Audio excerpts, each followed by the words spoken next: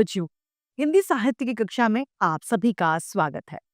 हिंदी साहित्य की कक्षा 4 का अध्याय संख्या 8 डॉक्टर एपीजे अब्दुल कलाम, जिन्हें मिसाइल मैन के नाम से भी जानते थे, उसको आज हम पढ़ेंगे। हिंदी साहित्य हमें सिर्फ भाषा यानी बोली ही नहीं सिखाता, अपितु जीवन जीने की कला, उसके महत्व तथा मूल्यों से भी हम सभी को अवगत कराता है।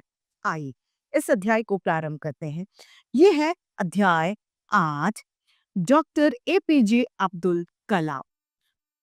पाठ ज्ञान या पाठ परिचय से पता चलता है कि इस पाठ में महान भारतीय वैज्ञानिक और राष्ट्रपति डॉक्टर एपीजे अब्दुल कलाम की आत्मकथा दी गई है। इसमें उन्होंने अपने संघर्ष, सफलता, देशभक्ति, कर्तव्य का उल्लेख किया है।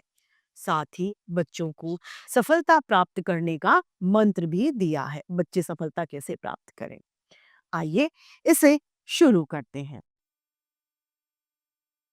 15 अक्टूबर 1931 यानी 15 अक्टूबर 1931 को इनका जन्म हुआ था तमिलनाडु के रामेश्वरम में।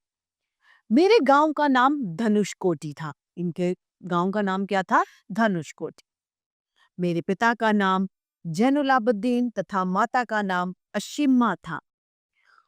मेरे पूरा नाम अब्दुल पाकिर जैनुलाब्दीन अब्दुल कलाम है। एपीजे अब्दुल कलाम। मेरे पिता न, नावें बताते हैं। मेरे पिता नावें बनाते थे। नाव यानी बोट जो होती थी, उनके निर्माण का काम इनके पिताजी करते थे और उन बोटों को यानी उन कि नावों को वो मछुआरों को किराए पर रेंट पर दिया करते थे। उससे वो अपने जीवन का निर्वाह करते थे। हम एक संयुक्त परिवार में रहते थे। संयुक्त परिवार अर्थात ज्वाइंट फैमिली, जिसमें काफी सारे लोग होते हैं, दादा दादी ताई चाची वगैरह सब लोग। और घर का गुजारा करना बड़ा मुश्किल हो पाता था, यानी आर्थिक स्थिति इनकी ज्यादा अच्छी नहीं थी। मेरे पिताजी की लगन, उनके ऊंचे विचार और उनकी कर्मठता ने मुझे प्रारंभ से ही अत्यधिक प्रभावित किया और अपने व्यक्तित्व में ये गुण आस आत्मसात भी किए। अपनी माँ के बारे में मैं क्या कहूँ, यानी ये अपनी माँ की तारीफ क्या करे। उनके प्रेम यानी उनका प्यार, त्याग और विश्वास ने मुझे हमेशा शक्ति दी है। उनके प्रति अपनी इन भावनाओं को मैंने अपनी एक कविता में पिरोया है, यानी इन्होंने अपनी माँ के ऊपर एक कविता लिखी है, जो मेरी पुस्तक विंग्स ऑफ फायर के प्रथम पृष्ठ यानी पहले पृष्ठ पर मुद्रित है, लिखी गई है। जीवन में सफलता तथा अनुकूल परिणाम प्राप्त करने के लिए दृढ़ निश्चय, आस्था तथा सकारात्मकता, इन तीनों शक्तियों को भली भांति समझ लेना चाहिए। उपयुक्त पंक्ति मेरे शिक्षक यादुराई सोलोमन ने मुझसे कही थी। 5 साल की उम्र में मैंने पंचायत प्राथमिक विद्यालय रामेश्वरम से ही अपनी शिक्षा शुरू की थी।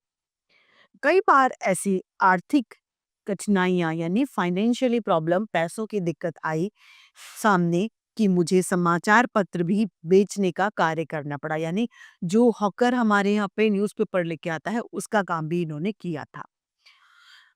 1958 यानी 1958 में मैंने मद्रास इंस्टीट्यूट ऑफ टेक्नोलॉजी से अंतरिक्ष विज्ञान में स्नातक की पढ़ाई पूरी की। स्नातक यानी अब ये बैचलर डिग्री ले चुके थे।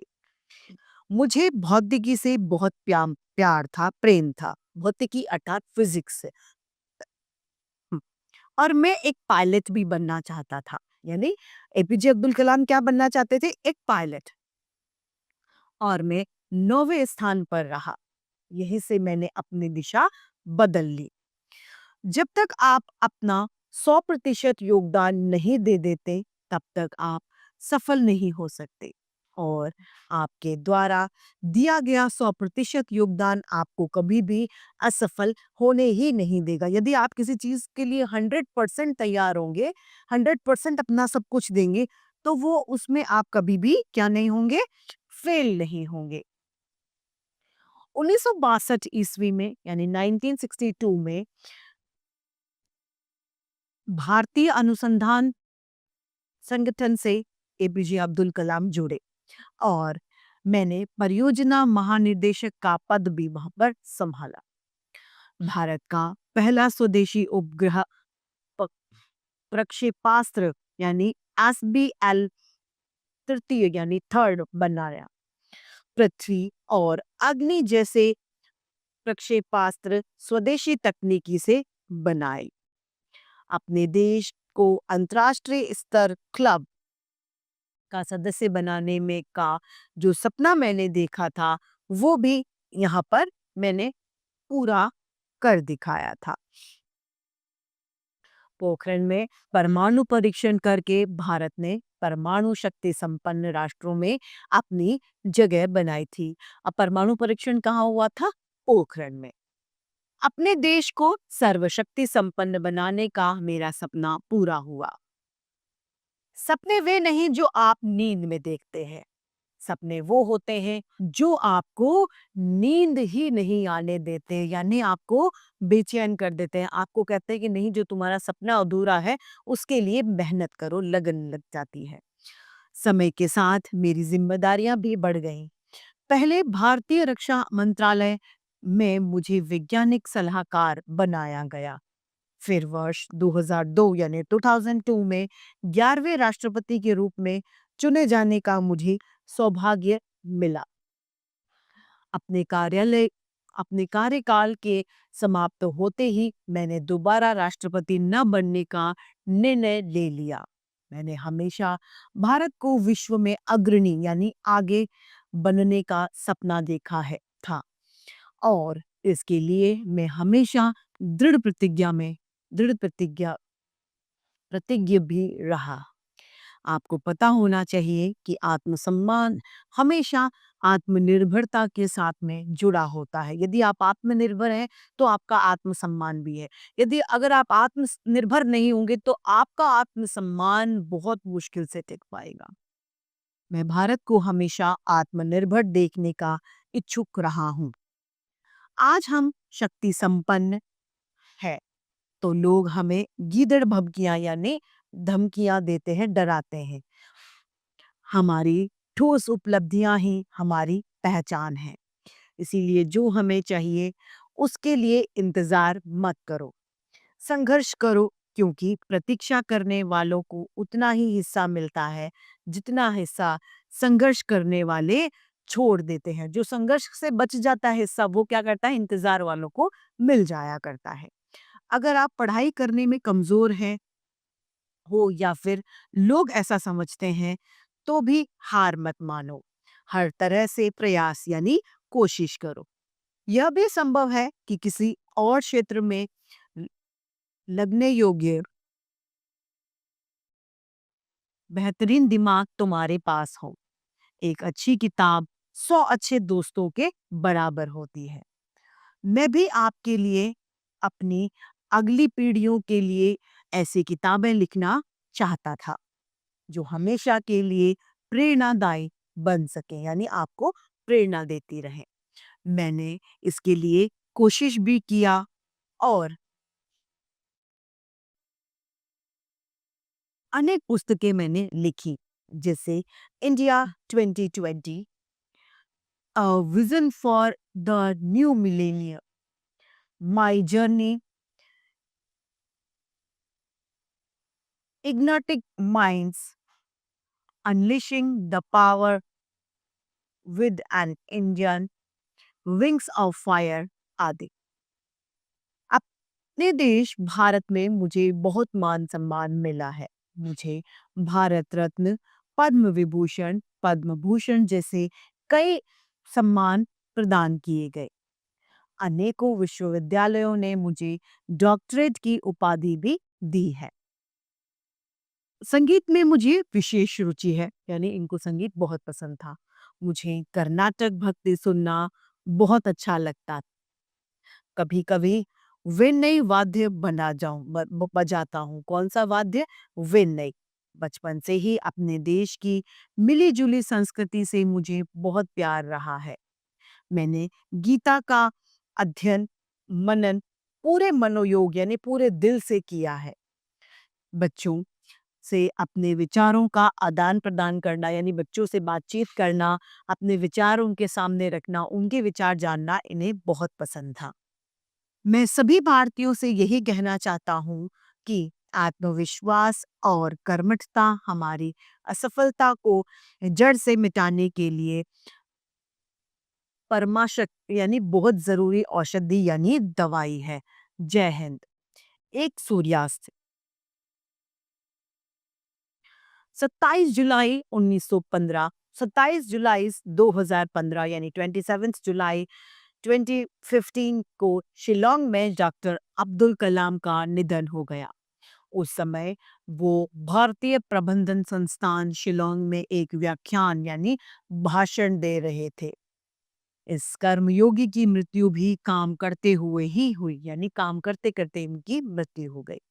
वे लगभग 84 वर्ष के थे। कितने? 84 ईयर्स के। इस तरह इस महान मिसाइल मैन और लोकप्रिय राष्ट्रपति की जीवन कथा समाप्त हो गई, खत्म हो गई। तो ऐसे थे हमारे राष्ट्रपति एपीजे अब्दुल कलाम। इसी के साथ, इसी अध्याय के साथ हमारे आज की हिंदी साहित्य की कक्षा भी यही समाप्त होती है। फिर से हिंदी साहित्य में ऐसे रोचक अध्याय लेके आप सभी के समक्ष उपस्थित होते रहेंगे। प्यारे बच्चों, कैसे हैं आप सब? आज हम part 8 doctor APJ Abdul Kalam का अभ्यास कार्य करेंगे। तो आइए देखते हैं सबसे पहले बहुविकल्पीय प्रश्न। पहला प्रश्न है, डॉक्टर कलाम ने आर्थिक कारणों से मजबूर होकर कौन सा काम किया था? समाचार पत्र बेचने का। अगला प्रश्न है, डॉक्टर कलाम का जन्म किस राज्य में हुआ? तमिलनाडु में। अगला प्रश्न है, डॉक्टर कलाम की मृत्यु किस आयु में हुई?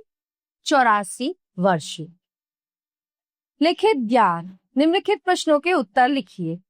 पहला प्रश्न है, डॉक्टर कलाम अपने पिता के किन गुणों से अधिक प्रभावित हुए? तो आइए देखते हैं। देखिए, किन गुणों से प्रभावित हुए? पिताजी की लगन, ठीक है, उनके पिताजी की लगन, ऊंचे विचार और उनकी कर्मठता ने मुझे प्रारंभ से ही अत्यधिक प्रभावित किया। ठीक है, तो उनके पिताजी के ऊंचे विचार, उनकी कर्मठता और प्रारंभ से ही इन सब चीजों ने उन्हें बहुत प्रभावित किया अपने व्यक्तित्व में, और उन्होंने ये जो गुण है, जो उनके पिताजी के गुण थे, अपने में भी उन्होंने आत्मसात किए। अगला प्रश्न है, डॉक्टर कलाम ने स्नातक की परीक्षा कब और कहां से पास की? देखिए, 1958 ईस्वी में मद्रास इंस्टीट्यूट ऑफ टेक्नोलॉजी से अंतरिक्ष विज्ञान में स्नातक की पढ़ाई पूरी करके उन्होंने पढ़ाई पूरी की। उन्हें भौतिकी से बहुत प्रेम था।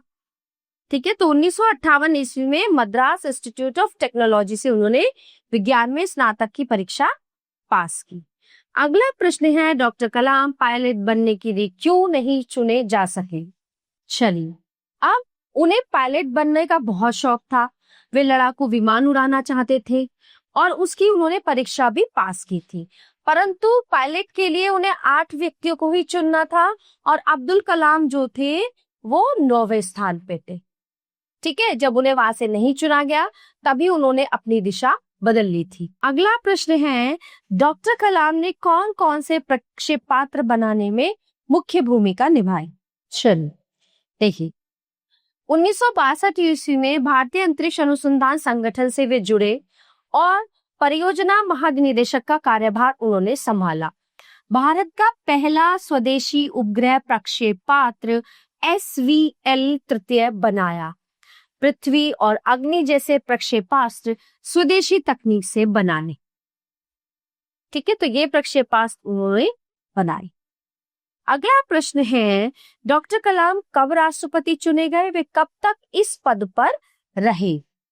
देखिए, अब भारतीय रक्षा मंत्रालय ने मुझे वैज्ञानिक सलाहकार बनाया गया। फिर वर्ष 2002 में 11वें राष्ट्रपति के रूप में चुने जाने का उन्हें सौभाग्य प्राप्त हुआ और अपने कार्यकाल के समाप्त होते ही उन्होंने दोबारा राष्ट्रपति न बनने का निर्णय लिया। प्यारे बच्चों, यह अभ्यास कार्य यहीं पे समाप्त होता है। मिलते हैं अगली कक्षा में। धन्यवाद।